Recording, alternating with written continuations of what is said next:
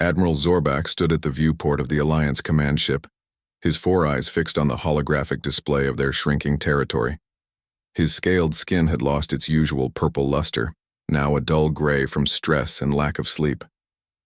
Another system had fallen to the Krell Dominion, the seventh this cycle. "How many ships did we lose?" he asked, not turning to face his aide. 32 cruisers and 17 support vessels, Admiral," replied Commander Telix, her voice barely a whisper. "Estimated casualties are over 14,000. Zorbak closed his lower set of eyes, a gesture of mourning among his people. "And the civilians?" "Unknown. The Krell blocked all escape routes from the third and fourth planets. Most evacuation. Ships never made it out of the atmosphere." The war room fell silent. The gathered officers, representing 12 different species from across the Galactic Alliance, looked down at their data pads or stared blankly at the star map. No one wanted to say what they were all thinking. They were losing this war. Badly. "The Defense Council is requesting your presence at an emergency session, Admiral," Commander Telix added. "They're considering a full retreat from the outer systems." "More retreating," Zorbak muttered. "Soon we'll have nowhere left to retreat to." Far from the command ship on the mining colony of Proxima 4, Governor Liana Tival received the evacuation order with growing anger. Her delicate Arcturian features hardened as she read the message twice. "They want us to abandon the colony," she told her staff, gathered in the small administrative office carved into the side of the mineral-rich mountain. "We have 48 hours before Alliance protection is withdrawn." Chief Engineer Dorn slammed his meaty fist on the table. "Impossible! We've spent 15 years building this operation. The mineral deposits here could fuel the Alliance fleet for decades. If there is still an Alliance fleet," Security Chief Varric said grimly. The former soldier's face was a web of scars from previous encounters with Krell forces. "My sources say we've lost the Centauri system. The Krell will be here within the week." Governor Tival walked to the window overlooking the sprawling mining operation. 5,000 colonists worked below, members of 23 different species, all working together despite their differences. The blue-white light of Proxima illuminated their efforts, a testament to what the Alliance stood for. "I will not abandon this colony," she decided. "Not after everything we've built." Chief Varric shook his head. "The Krell don't take prisoners, Governor. You know what happened on Rigel Prime." Everyone fell silent. The massacre at Rigel Prime had been broadcast across all Alliance channels as a warning. The Krell were not interested in conquest for the sake of territory. They seemed to enjoy the destruction itself. Back on the Alliance command ship, Admiral Zorbak faced the Defense Council, 12 leaders displayed on separate screens, each from their own homeworld.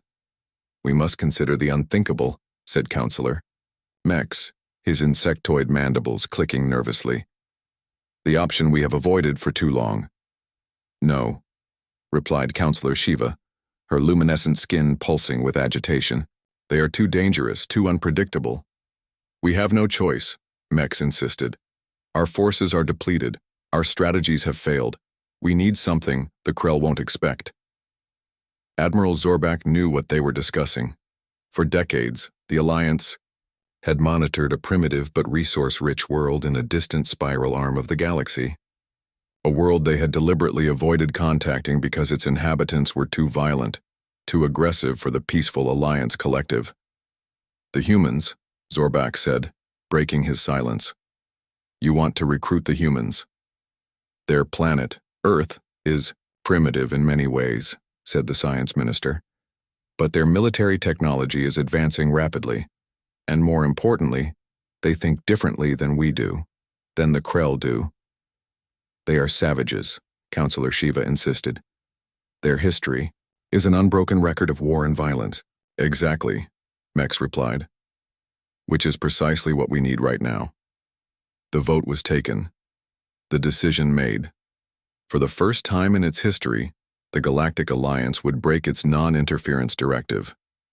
"Prepare a first contact team." "Zorbak," ordered Commander Telix. "We're going to Earth." Captain Gary Miller was in the middle of his morning coffee when the alert sounded. The small office at Earth Defense Force headquarters suddenly lit up with flashing red lights. "Captain, you need to see this," said Lieutenant Patel, rushing through the door with a tablet in her hand. "Something just appeared in orbit around the moon. It's not one of ours." Gary nearly spilled his coffee. In 15 years with the EDF, there had never been a confirmed sighting of alien technology. Plenty of false alarms, but nothing real. He took the tablet and studied the grainy image. "Are we sure this isn't Russian? Or maybe the Chinese station that went dark last month?" "Sir, it's twice the size of the International Space Station, and it wasn't there 10 minutes ago.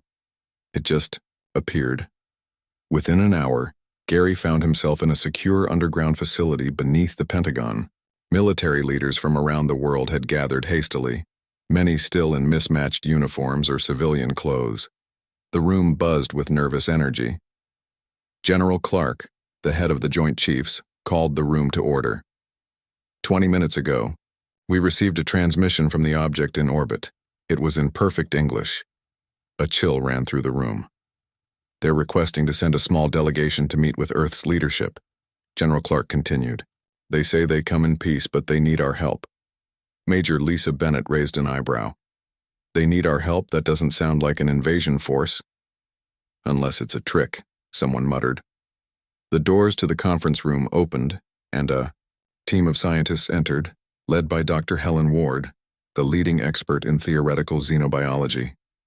"We've analyzed the ship's energy signature," she said without preamble. "It's unlike anything we've ever seen. Their technology is centuries ahead of ours." "So why would they need our help?" asked Gary. The meeting was interrupted by another alert. The alien vessel had sent a second message, this time with visual. The large screen at the front of the room flickered to life. A being appeared on screen. It had a humanoid shape, but with purple-tinted scales covering its body, and 4 eyes arranged vertically on its face. The room fell completely silent. "People of Earth," the alien said in accented but clear English. "I am Ambassador Nix Vara of the Galactic Alliance. We come seeking assistance in a matter of great urgency." 8 hours later, a small landing craft descended through Earth's atmosphere, landing on a remote airfield in Nevada. Military vehicles surrounded the area, and soldiers formed a perimeter. Most looked nervous, fingers hovering near triggers. Ambassador Nix Vara emerged from the craft with 2 guards. In person, the alien was taller than expected, nearly 7 feet in height. Major Lisa Bennett stepped forward as Earth's chosen representative. "Welcome to Earth," she said, keeping her voice steady, despite her racing heart. "Thank you, Major Bennett," the ambassador replied with a slight bow. "I regret that our first meeting must take place under such circumstances." Inside a hastily prepared conference room, the ambassador explained the situation. The Galactic Alliance, HFY, Federation of Peaceful Species, had been fighting a losing war against an aggressive race called the Krell. "They show no mercy," Nix Vara said. "They destroy everything in their path. We have tried diplomacy, defensive tactics, everything our culture values. Nothing has worked." "And what do you think we can offer?" General Clark asked. The ambassador's 4 eyes blinked in sequence. "Your species has qualities that are rare in the galaxy. Your adaptability, your resourcefulness." A pause. "Your capacity for warfare." Major Bennett leaned forward. "You're saying you want us to fight for you?" "We've studied your history," the ambassador continued. "Your species has been forged in conflict. What you call your world wars would be unthinkable to most Alliance species. Yet you survived. You evolved." The room grew uncomfortably quiet. "The Alliance needs soldiers," Nix Vara said finally. "And humans are, by galactic standards, exceptional at fighting." "You've been watching us," Gary said. "For how long?" "We discovered your world 50 of your years ago. We chose not to make contact because, forgive me, your species was deemed too aggressive, too unpredictable to join the galactic community." General Clark laughed without humor. "And now those qualities make us valuable." "They make you our last hope," the ambassador corrected. "The Krell are approaching a key Alliance mining colony. If it falls, billions will die. We need your help. Immediately. Major Bennett exchanged glances with her colleagues. If we agree to this, what do we get in return? Ambassador Nixavera straightened to full height. Technology, knowledge, and recognition as a full member of the Galactic Alliance. When do we start? She asked. Sergeant Paul Jackson stepped onto the Alliance command ship and tried not to stare. Everything was bigger than he expected. The ceilings were high, the corridors wide, and strange lights pulsed along the walls. Aliens of all shapes and sizes moved past him, most giving him and the other humans a wide berth. They look scared of us, whispered Private Diane Foster, walking beside him. We're half the size of most of them. It's not our size they're afraid of, Paul replied. It's our reputation.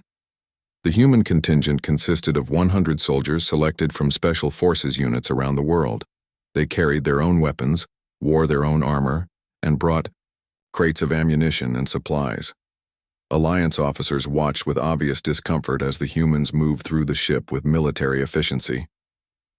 Lieutenant Kate Rodriguez stood at the front of the briefing room, facing a panel of alien military leaders. A holographic display showed the mining colony of Proxima 4, rotating slowly in the center of the room. Your plan is to wait for reinforcements? Kate asked, studying the Alliance battle strategy with growing concern. The Krell will have overrun the colony by then. Admiral Zorbak fluttered his scaled fingers in what seemed to be a gesture of frustration. The Krell have superior numbers and firepower. A direct confrontation would result in high casualties. Kate walked around the hologram, examining it from all angles. We don't need a direct confrontation. We need a surgical strike team. Get us on the ground behind enemy lines. We can disrupt their command structure, create chaos. Fight without a formal declaration of battle? Gasped one of the Alliance commanders. That would violate the Galactic Code of Warfare. The Krell aren't following any code, Kate pointed out, and I'm betting they've never encountered anything like human guerrilla tactics. The alien officers looked at each other uneasily. Their species had evolved beyond such primitive methods of war, but that was exactly why they were losing. Meanwhile, in the ship's training area, Sergeant Paul had assembled a small group of Alliance soldiers for a demonstration. The blue-skinned alien troops watched curiously as Paul set up a simple combat scenario. In a standard Alliance approach, how would you secure this room? Paul asked. The alien sergeant, a tall insect-like being named Crix, answered promptly. We would establish a defensible position at the entrance and call for appropriate reinforcements. Paul nodded. That's logical. Now let me show you how humans would do it. Without warning, Paul rolled across the floor, took cover behind a barrier, threw a flashbang grenade set to training mode, and cleared the room in seconds. The Alliance soldiers stared in shock. That was chaotic, Crix said finally. Unpredictable is good, Paul replied. The Krell expect you to follow rules and protocols. They won't expect us. In the command center, Admiral Zorbak and his officers watched recordings of human military history with growing unease. Earth wars played out on their screens: trench warfare, blitzkrieg tactics, jungle fighting, urban combat. They are relentless, whispered Commander Telix. They keep fighting even when victory seems impossible. That is why we need them, Zorbak replied. The Krell believe they understand all possible battle strategies. Humans will prove them wrong. A plan was taking shape. A small team of human special forces would deploy to Proxima 4, led by Commander Alan Peterson. The tall, quiet man had spent 20 years in covert operations on Earth. Now he would bring those skills to an alien battlefield. We'll need local support, Alan told the planning committee. Someone who knows the terrain and the Krell patrol patterns. There is a resistance group on Proxima Bar, Admiral Zorbak said. Their leader, Mira Chen, is half human. Alan raised his eyebrows. There are humans out there already? A few, admitted Zorbak. Some Earth humans were collected for study over the years. Some escaped, some were released. Mira's mother was one of them. She will help you. As the human soldiers prepared their equipment, Alliance engineers watched with fascination and horror as the humans modified alien weapons, increasing their lethality beyond safety protocols. "This breaks 17 Alliance weapon regulations," an engineer protested as Corporal Chris Johnson adjusted the power output on an energy rifle. Chris just smiled. "We're not in the Alliance yet, and the Krell don't care about your regulations." The modified dropship was ready. The team was prepared. Operation First Strike was about to begin, and the galaxy was about to learn why even advanced alien civilizations should think twice before asking humans for help with their wars. The drop. Ship cut through Proxima Freer's atmosphere, with its engines in stealth mode. Commander Alan Peterson checked his tactical display as the rocky terrain came into view. Their landing zone was a narrow valley 3 miles from the nearest Krell patrol. 2 minutes to touchdown, the pilot announced. No signs of detection. Alan turned to his team, 12 of Earth's most experienced Special Forces operators. "Remember, we're not here to win the war in a day. We're here to prove that humans can make a difference. Stay focused, stay alive." The ship landed with a soft thud. The team moved out quickly, securing the area in a practiced formation that seemed fluid and natural to them, but would have appeared chaotic to Alliance observers. Private Diane Foster set up a perimeter scanner, while Sergeant Paul Jackson began assembling a sniper position overlooking the valley. Corporal Chris Johnson established communications with the Alliance ship in orbit. "Landing successful," Alan reported. "Beginning Operation First Strike." The team moved through the alien landscape cautiously. Proxima 4 had higher gravity than Earth, making their packs feel heavier, but the humans adapted quickly. The purple vegetation provided good cover, and the rocky outcroppings offered excellent vantage points. After an hour of careful movement, they spotted their first Krell patrol. The aliens were tall, muscular beings with gray skin and armor that seemed fused to their bodies. They moved with military precision, scanning the area methodically. "They're following a pattern," whispered Paul, tracking them through his scope. "Same route, same timing. They're predictable." Alan smiled slightly. "Predictable is good for us." As night fell, a brief 4-hour period on Proxima 4, the humans made contact with the local resistance. A slender figure emerged from a hidden cave entrance, weapon raised cautiously. "I'm looking for Commander Peterson," the figure said in perfect English. Alan stepped forward. "That's me." The figure lowered her hood, revealing features that were mostly human, but with faint purple scaling around the temples. Mira Chen, the half-human resistance leader. "When they told me Earth humans were coming, I didn't believe it," she said, studying them with intense curiosity. "My mother told me stories about Earth, but I never thought I'd meet others like her." Mira led them to the resistance hideout, a network of caves beneath an abandoned mining facility. About 30 fighters of various species looked up as the humans entered. Some appeared afraid, others hopeful. "These caves run for miles under the colony," Mira explained, spreading out a rough map. "We use them to move undetected. The Krell have taken over the main mining complex in the colonial center. They've turned the processing plant into their command post." Alan studied the map. "How many Krell are we dealing with?" "At least 500 troops, plus their commander, a war leader named Draknar. He's been responsible for conquering 3 Alliance worlds already." The humans exchanged glances. 12 against 500 would be terrible odds on Earth. In space, against an alien force they barely understood, it seemed impossible. "We'll need to gather intelligence first," Alan decided. "Sergeant Paul, set up observation posts here and here. Corporal Chris, I want you to examine their communications. Lieutenant Kate, work with Mira to understand their patrol schedules." "You're not planning a direct attack?" Mira asked, surprised. "No," Alan replied. "We're going to hit them where they don't expect it, when they don't expect it, and then disappear. We'll make them scared to patrol, scared to sleep, scared to be alone." Mira looked confused.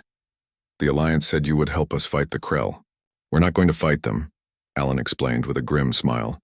"We're going to hunt them." Over the next 3 days, the human team studied the Krell operations. They watched patrol routes, shift changes, and supply deliveries. They tested the Krell response times by creating small distractions at increasing distances from the base.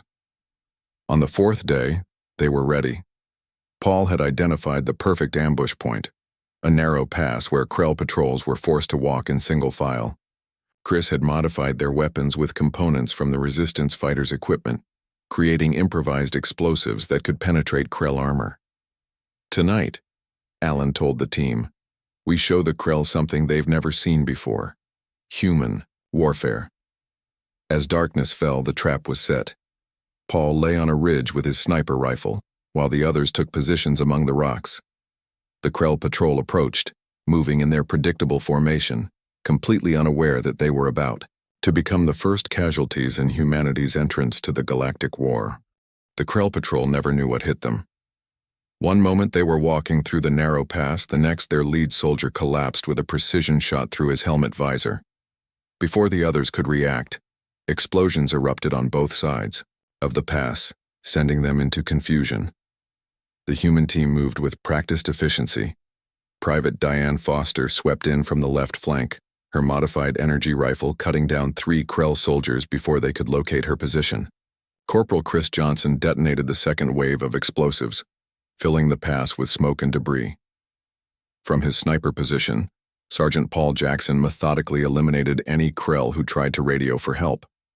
Within 3 minutes, the entire patrol, 15 elite Krell soldiers, had been wiped out without a single human casualty. Clear, Alan announced after checking the last fallen enemy. Collect their weapons and communications equipment.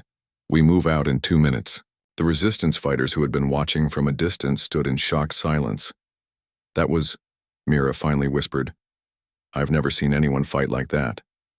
Alan shrugged. That wasn't a fight. That was an ambush. There's a difference. News of the attack spread quickly through the Krell ranks. The following day, patrols were doubled, and Krell soldiers moved in groups of 20 or more. The human team observed these changes with satisfaction. They're burning twice the resources now, Kate noted as she watched through binoculars. And they're nervous. Look at how they keep checking their surroundings. Alan nodded. Time for Phase 2. That night, the humans didn't attack the patrols. Instead, they infiltrated the Krell supply depot on the edge of the mining colony.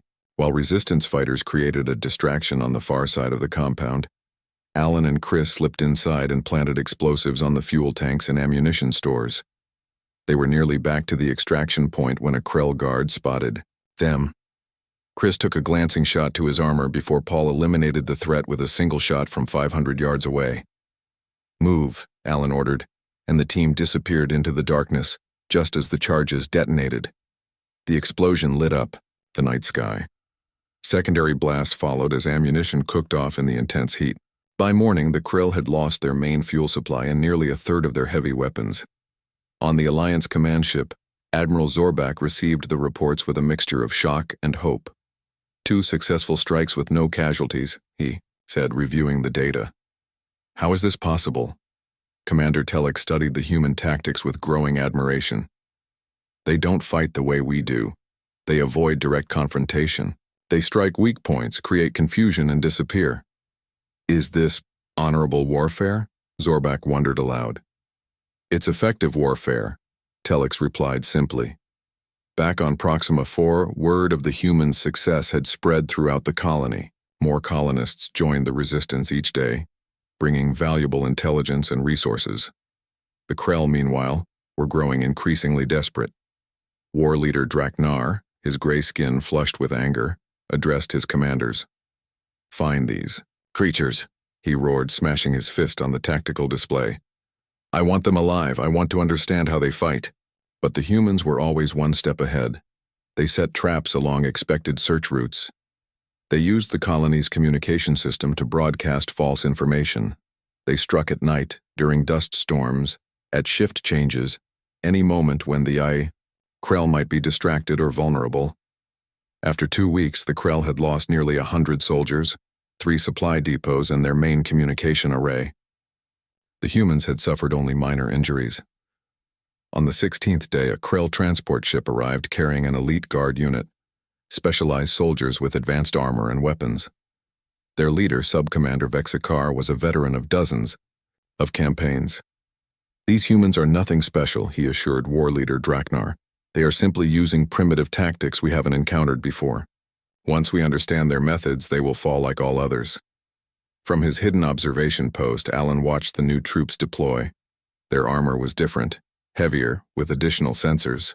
Their formation was tighter, their movements more cautious. They're adapting, he told his team that evening. They're learning. Kate studied the tactical display showing the elite guards' positions. So what do we do now? Alan smiled grimly. We change the game. Contact the Alliance ship. Tell them, we're ready for reinforcements. It's time to show the Krell what a full human combat unit can do. In orbit, the Alliance received the message with surprise. The original plan had been for the small team to gather intelligence and possibly perform limited sabotage. But now, seeing their success, Admiral Zorbak made a decision that would change the course of the war.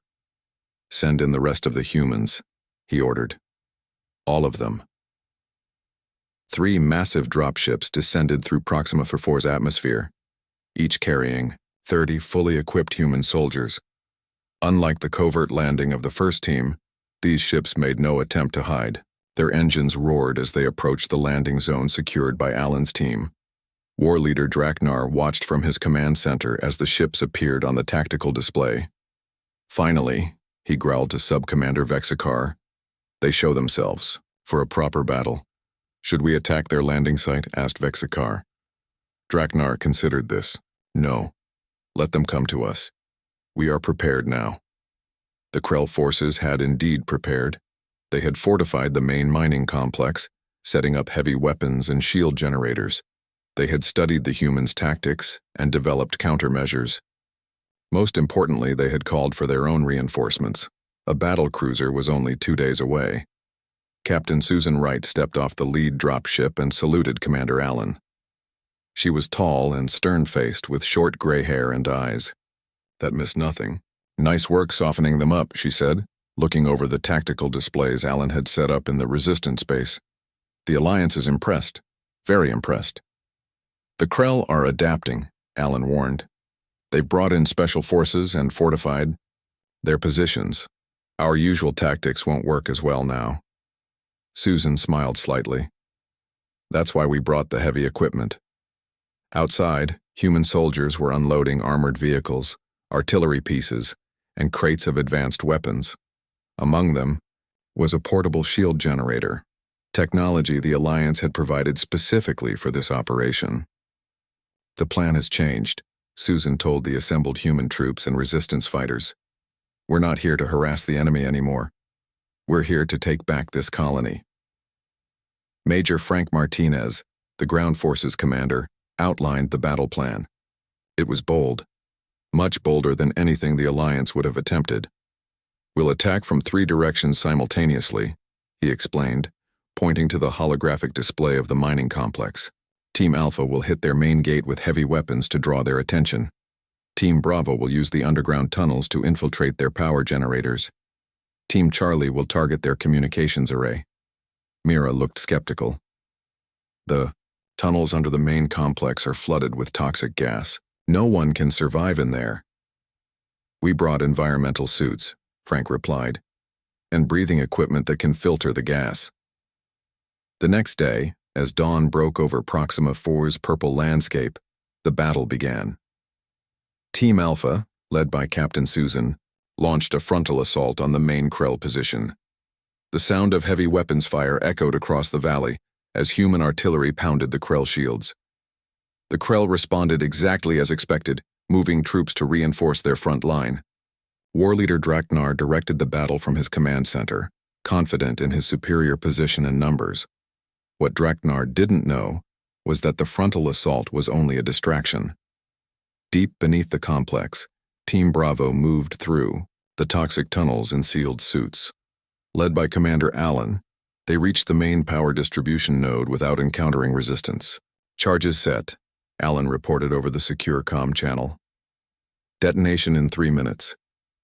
Simultaneously, Team Charlie, led by Major Frank, had scaled the cliffs behind the complex, a route the Krell had deemed impossible due to the harsh gravity and treacherous terrain. They were now in position above the communications array. In position, Frank confirmed. Ready to move on your signal. On the front line, Susan checked her watch. All teams, execute now. The power generators exploded, first plunging the Krell base into darkness and disabling their shields. Seconds later, Team Charlie descended on the communications array, eliminating the surprised guards and destroying the equipment. Inside the command center, Draknar roared in frustration as emergency lights flickered on. What's happening? Where? Are the shields? Power gone, communications down, reported a frantic Krell officer. We're detecting humans inside the perimeter. Impossible, Vexakar shouted. They're at the main gate. But the truth became clear as explosions erupted throughout the complex.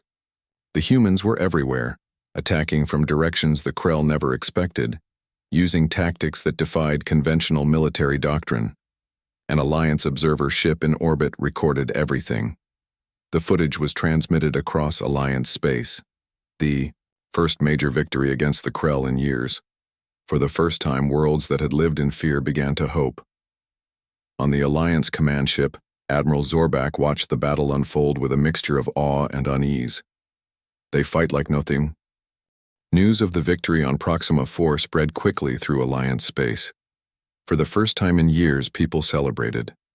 Videos of human soldiers fighting alongside alien resistance fighters became popular across thousands of worlds. But in the Alliance Council chambers, the mood was mixed. Several counselors watched with growing concern as Admiral Zorbak presented the full report. The human forces have secured Proxima 4, he announced. The remaining Krell forces have retreated. The mining colony is safe. At what cost? Asked Counselor Shiva, her luminescent skin pulsing with agitation. Our observers report that the humans used tactics that violated 17 different articles of the Galactic Code of Warfare. The Krell do not follow your code, pointed out the human representative, General Clark. He had been invited to the meeting following the victory. We fight to win. That is what concerns us, said another counselor.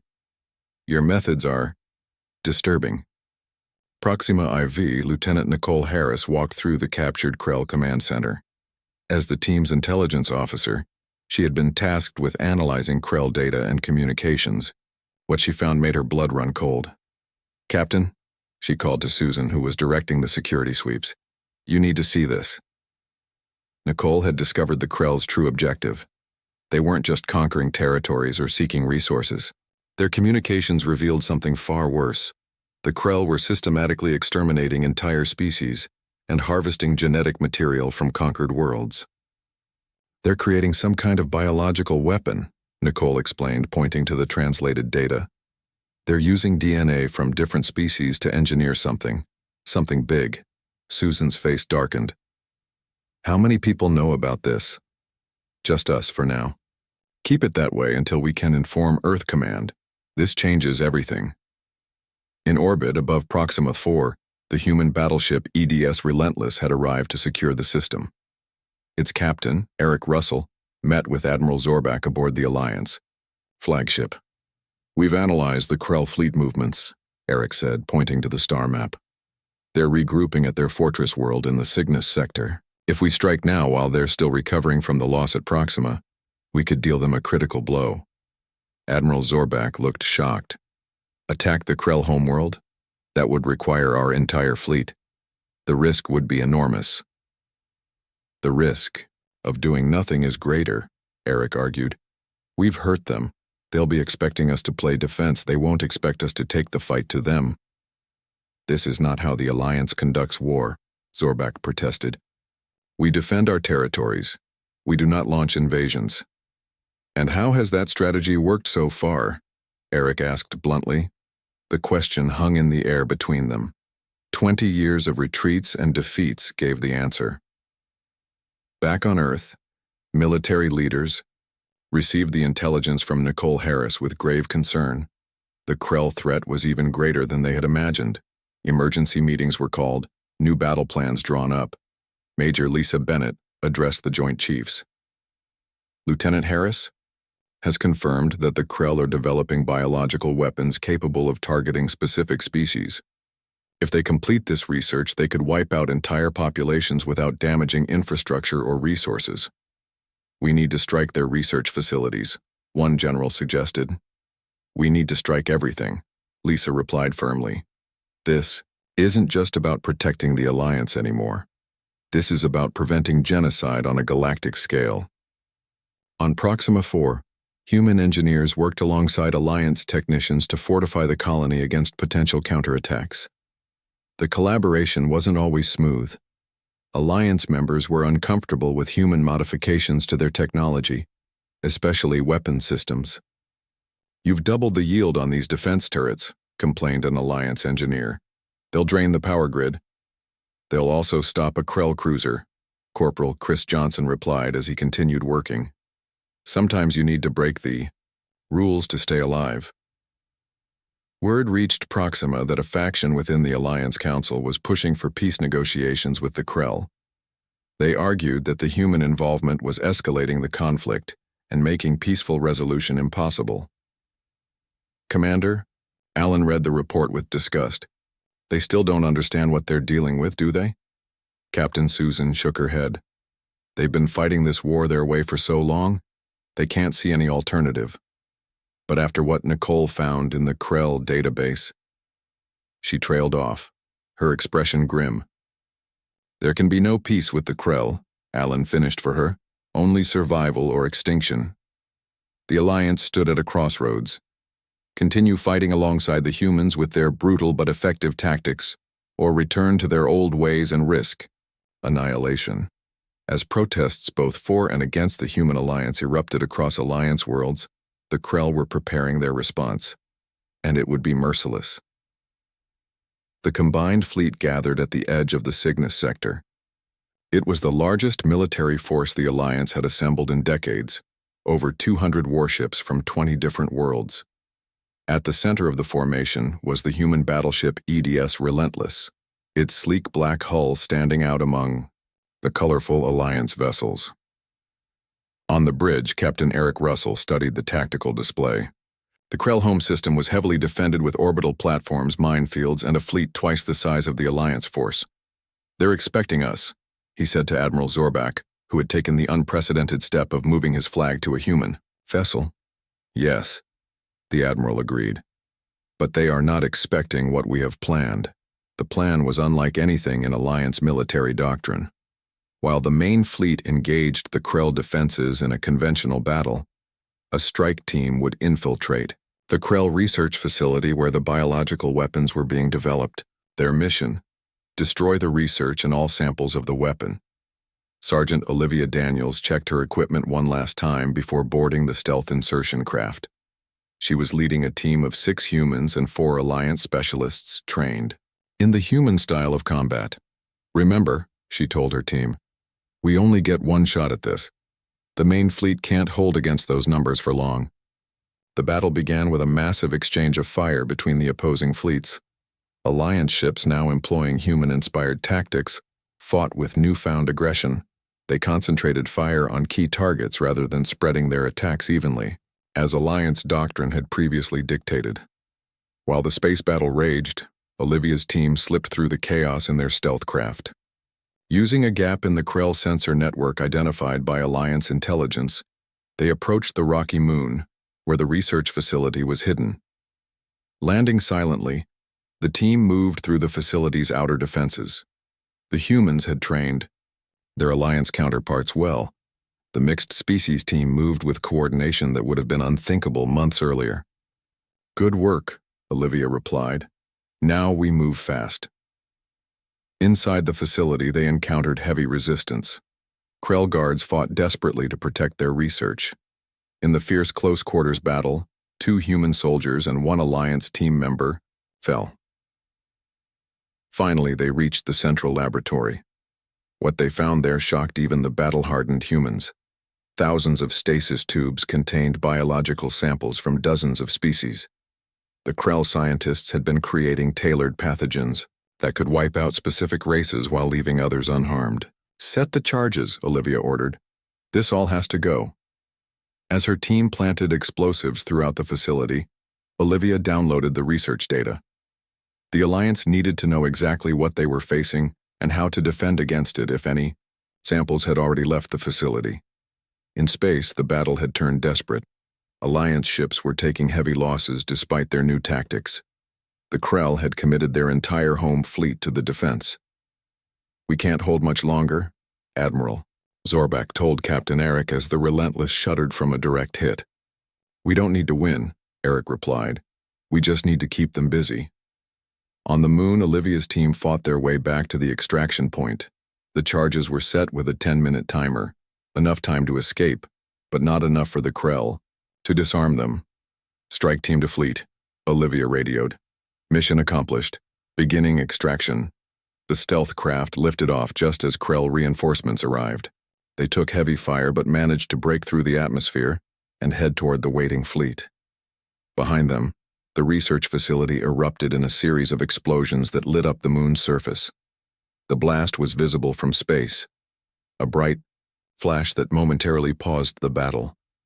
"All ships commence withdrawal," Admiral Zorbak ordered as soon as the strike team was recovered.